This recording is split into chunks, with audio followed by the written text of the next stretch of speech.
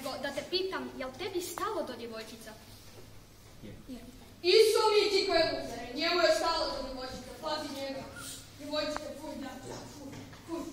Ja to uopće ne mogu spomenuti. Što stvarno ne razumijem. Bože moj dragi. Nije mi stalo do djevojčica, ali uopće. Ne primjećujem ni gotovo, ni ne razmišljam pogotovo. Imaju tako tanak i piskutav glas. Ciu, ciu, ciu, ciu. I vrlo se glasno smiju. One se stalno u grupe udružuju. A već sutra se razdružuju. I tako stalno. Ja ih uopće ne primjećujem. Pišu pjesme, vole rime, boje pramerove, noći aparatilja zube. Jedu zdravo. U glavi su mu šarene bube. Zaljubljene su hollywoodske zvijezde, glumce, pjevače. Čak i u nekada spioštenih nosova boksače. Naime, nikome najdraže životinje je konj. A ne smeta im njegov jadan stajski vonj. Ja uistinu ne razumijem tko bi se normalan u njih mogao zaljubiti. Zapravo, ja ih ne primjećujem, niti ih zamjećujem, niti im svoje vrijeme posvećujem. Oni nose naočale crne, ispod kojih trepću svojim bademastnim očima srne, činđuve, rinčice, gojevašne druge trice. One nose šarene tajce, uske majce, s izuzenim natpisima i papigama. Cute girl, little boss ili King Cross. One nose ugaste haljine što vrište iz daljine, suknice s tregerima, mašne, bluze bez rukava s natrtanim pticama, topiće od tila, batiće s olajima, sve u namjeri da ih podražno osjetila. One neprestano mijenjaju frizuru i šminku i neprestano se zaljubljuju. Gledaju talent show i sapunice i vole stvari sa štopicama. Nije mi stalo do djevojčica i uopće ih ne primjećujem. Jedino što izludim zatrču svojim vademastim okicama.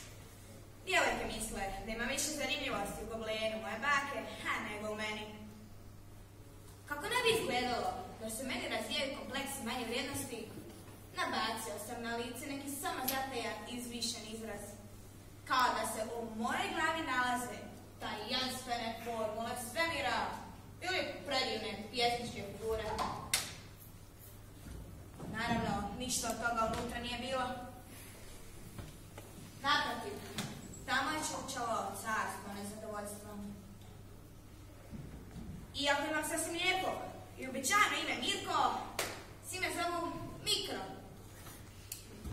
I tako, razrednica nas je ove godine odlučila odvesti na izlet u neku špilju. Voljela je se sobom i svoje telište ili tu sina. Hodali smo tako špiljom, divili se njezinim prirodnim ljepotama, kad se odjednom začuo takav glasan razrednice da su popadale svi špilski stalaktiti i stalagmiti. A njezin je sin uspio pasti u nekakvu sičušnu rupu, iz koja se čulo samo njegovo zavijanje. Razrednica je bila pod takvim stresom da se naučila prisutiti, stala pretvarati u makunu. Šta da radim? Šta da radim? Kukala je jadnica. Tad nekom pametnjakoviću iz razreda padnem na pamet ja. Pa razrednice, Mikro je dovoljno sitan da se uvuče u rupu. Reče on. Jeli? A što ako se Mikro ne uvlači u rupu, a? Pomislio sam, ali to nisam rekao na glas. Razrednice i svi ostali gledali su me kao mađioničara koji je u stanju pretvoriti kozu u trkaće konja. Priznajem, a situacija mi je godila. Zato sam malo odugovlačio. Počeo sam se rastezati, kružiti bokovima. Izgledalo je kao da se spremam na skok motom preko katedrale. Tad sam naglo, poput jabučara, zagnjurio u rupu. Čuo sam civkanje i konačno natrpao isprženu ručicu. Malac se privio uz mene poput prševa. Obgrlio me oko vrata i toliko se tresao da sam mislio kako će me na kraju zadaviti. Tješio sam ga da se nalazi u sigurnim rukama i da je sve u redu. Međutim, vraga je bio u redu. Mali je, osim što se od straha sao piškio, bio težak kao ja. Teškom mukom potezao sam ga prema otvoru. Dok kad sam konačno izašao, shvatio sam da se trud isplatio. Razrednice i ostali učenici iznijeli su me na rukama i špilje. Za moj podvig ubrzo je znala cijela škola. Čak sam od ravnateljice, kao posebnu nagradu, dobio knjigu Špilje sjeverne Hrvatske.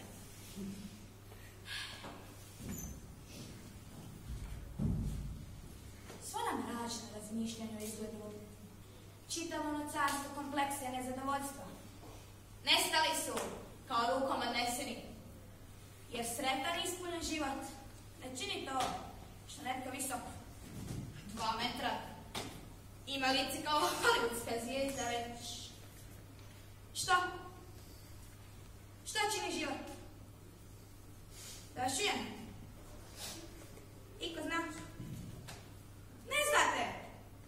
Pa dobra djela.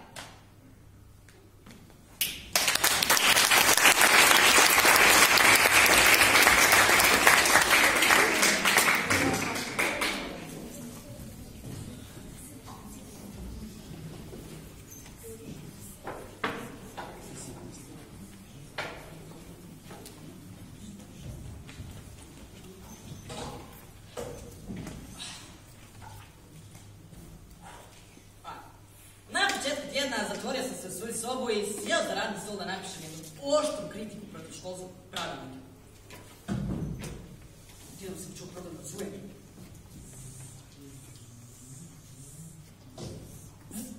Zruni mi jedna mala muha sjela na lijevo uho i počela se njime kositi. Deča sam mi čak bila i simpatična, što me ipak nije spriječilo da evo otjeram s mojega lijevog uha. Inače sam proključ smrtne kazne, ali život je upitan i neumoljiv. Naravno, da sam svoju nakanu morao izvršiti sasvim mirno, prisjedno i hladnokrvno. Valjalo je pričekati da mi ima lecka tuđe nadohvat ruke i onda je mu njevim pokretom kao leknuti. Stoga, krenuo sam u kuhinju, smuhao na uhu, potražio u njoj i našao mu bio. Pa se vratio u svoju radnu sobu s muhom na uhu i mu hobio po ruci. Ha! Ha! Ha! Ha!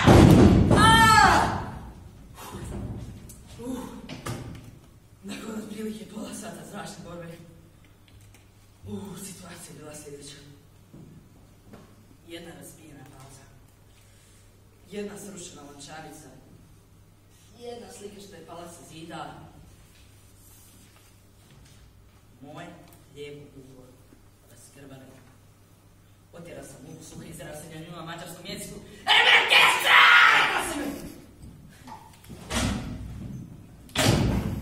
Mislio sam da ću time paralizirati. Što se nije dogodilo?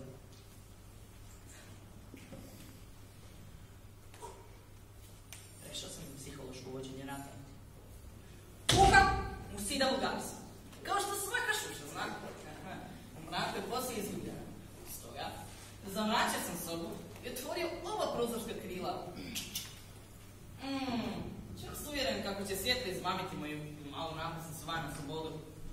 Još sam to mi pokrio glavu tamnom krvom kako bih je olakšao da se ostavi mojega lijevoga uha na bijelu. Nekog vremena.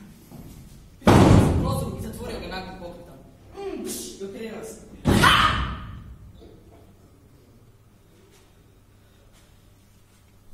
Soba je bila puna muha! Kao posljednje sredstvo uzao sam sprej protiv sam i pročitao prvu uputu za upotrebu. Flicičici kuđenice kada bezopasni za ljude i kućne ljubimce, da bi se postigao što bolje učine putovanje muka, preporučuje se zatvoriti sva vrata i prozore. I sve prostorije prskate na sve strane. Oko 10 minuta prozor se opet mogu otvoriti i mrtvi muka izbaci iz sana. Učinio sam se previše. Prskao sam i prskao. Vreme kući da bi. Ruke nisu hvalne od umara. Zatim se sjeda se 10 minuta odmara. 5-6 minuta. Špogala me muka u ovoj tješnoj zagušljivoj, smrdljivoj prostoriji. Nakon još 2 minute osjeća se me zaha i skljokao se na pod. Krajnji napro. Odvukao sam se do vrata. Ali dotle je već bilo prošlo onih 10 minuta. Muhe su otvorile prozor i izbacile me iz stana.